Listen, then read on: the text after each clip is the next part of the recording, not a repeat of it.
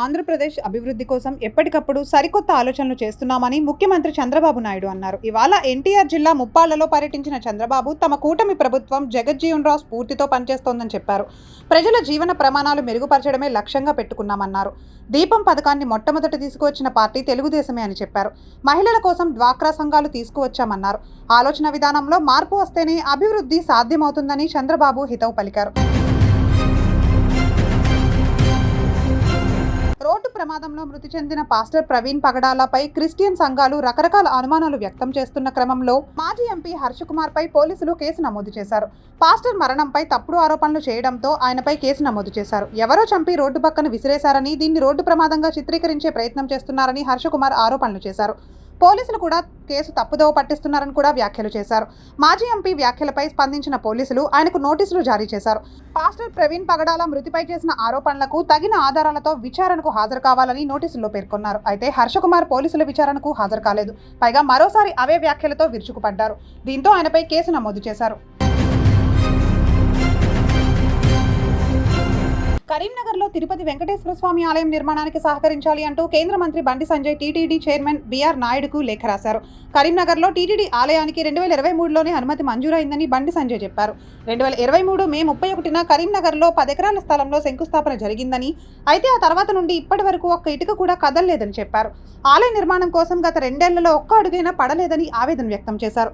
TTD ఆలయ నిర్మాణం కోసం ప్రజలు ఎదురు చూస్తున్నారని, వీలైనంత త్వరగా ఆలయాన్ని నిర్మించాలని బండి సంజయ్ టీటీడీ చైర్మన్ను కోరారు.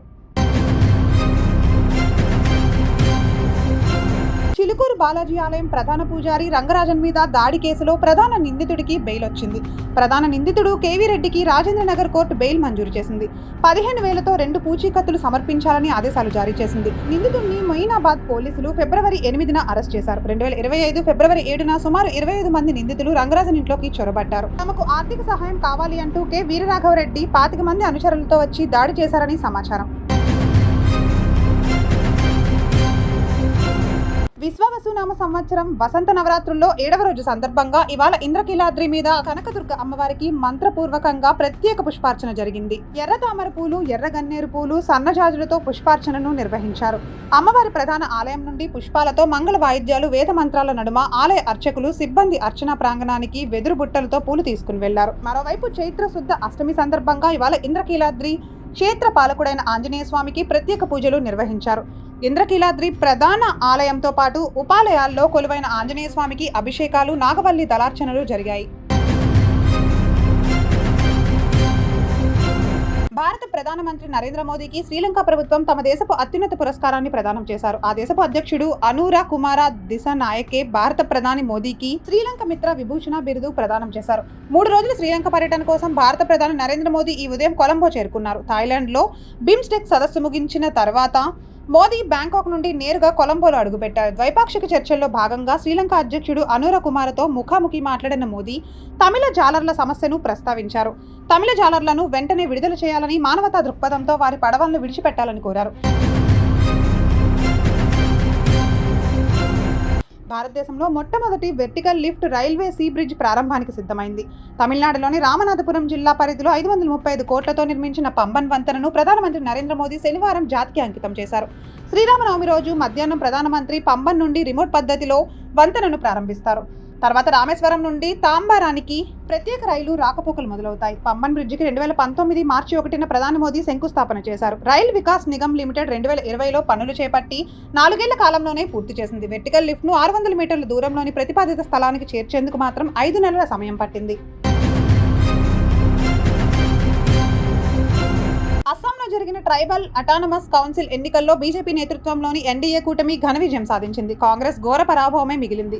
రబా హసాంగ్ అటానమస్ కౌన్సిల్లోని 36 స్థానాలకు ఎన్నికలు జరిగాయి. వాటిలో 33 స్థానాల్లో ఎన్డీఏ అభ్యర్థులే విజయం సాధించారు. 2 స్థానాలు స్వతంత్ర అభ్యర్థులు గెలుచుకోగా కాంగ్రెస్ పార్టీ ఒకే ఒక సీట్ దక్కించుకోగలిగింది. ఈ ఎన్నికలు అస్సాంలో బీజేపీ ఎన్డీఏ ఆధిక్యతను చాటాయి. అంతేకాదు వచ్చే నెల జరగబోయే గ్రామ పంచాయతీ ఎన్నికల్లోనూ ఎన్డీఏ కూటమి విజయానికి బాటలు వేశాయని అస్సాం ముఖ్యమంత్రి హిమంత బిశ్వ శర్మ హర్షం వ్యక్తం చేశారు. ఈశాన్య భారతంలోని గిరిజన ప్రాంతాల్లోకి బీజేపీ చొచ్చుకుపోతోందని ఈ ఎన్నికలు మరోసారి నిరూపించాయి. ఉత్తరప్రదేశ్లోని దేవబంద్లో 10 మంది సభ్యులున్న ముస్లిం కుటుంబం ఘర్ వాపసీ అయింది. దాదాపు 50 ఏళ్ల క్రితం తప్పనిసరి పరిస్థితుల్లో ఇస్లాంలోకి మతం మారిన కుటుంబం ఇప్పుడు మళ్లీ సనాతన ధర్మంలోకి తిరిగి వచ్చింది. బాగ్రాలోని యోగ సాధన యశ్వీర్ ఆశ్రమంలో ఈ ఘర్ వాపసీ కార్యక్రమం నిర్వహించారు. వేద మంత్రాలతో శుద్ధీకరణ యజ్ఞం నిర్వహించారు. తర్వాత వారి ముస్లిం పేర్లకు బదులుగా కొత్త హిందూ పేర్లతో నామకరణం జరిగింది. ఈ సందర్భంగా యోగి యశ్వీర్ మాట్లాడుతూ, అర్ధ శతాబ్దం క్రితం ఒత్తిళ్లకు లోనై ఇస్లాంలోకి మారిన కుటుంబం ఈ ఏడాది రంజాన్ పండుగ జరిగిన కొన్ని రోజులకే స్వధర్మంలోకి తిరిగి రావడం విశేషం అంటున్నారు. ఇది మత మార్పిడి కాదని, ఆ కుటుంబం తన మూలాలను తిరిగి చేరుకుందని వివరించారు. జూనియర్ ఎన్టీఆర్ పై బాలీవుడ్ నటుడు హృతిక్ రోషన్ ప్రశంసలు కురిపించారు. తాజాగా ఆయన ఒక ఈవెంట్ కు ముఖ్య అతిథిగా హాజరయ్యారు. ఈ సందర్భంగా హృతిక్ ని మీ ఫేవరెట్ కోస్టార్ ఎవరు అని అడగ్గా దీనికి హృతిక్ రోషన్ బదులిస్తూ తన favourite co-star Telugu actor junior NTR అని చెప్పారు. అతను ఒక అద్భుత నటుడే కాకుండా మంచి మనిషి అని, గోల్డెన్ హార్ట్ అని అన్నారు. వార్ 2లో ఆయనతో కలిసి నటించడం ఆనందంగా ఉంది అంటూ హృతిక్ రోషన్ చెప్పుకొచ్చారు. ఇందుకు సంబంధించిన వీడియో ప్రస్తుతం నెట్టింట వైరల్ అవుతోంది.